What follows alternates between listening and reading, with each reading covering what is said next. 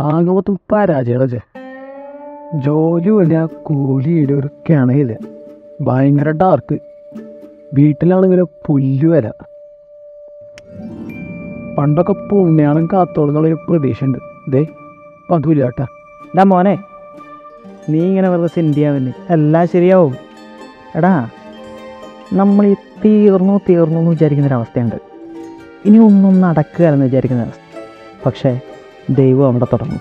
അതാണ് നമ്മുടെ ദൈവം. ചുമ്മാ പോയി വെച്ചാൽ കുറെ കേട്ടിട്ട് ഞാൻ മടുത്ത് ഞാൻ പോവാ. എനിക്ക് വേറെ പണിയുണ്ട്. നാളെ ഒരു പരീക്ഷയുണ്ട്.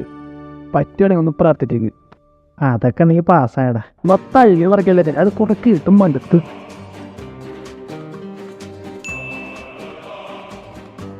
എടാ ജോണേ, നീ വന്നായിരുന്നാ?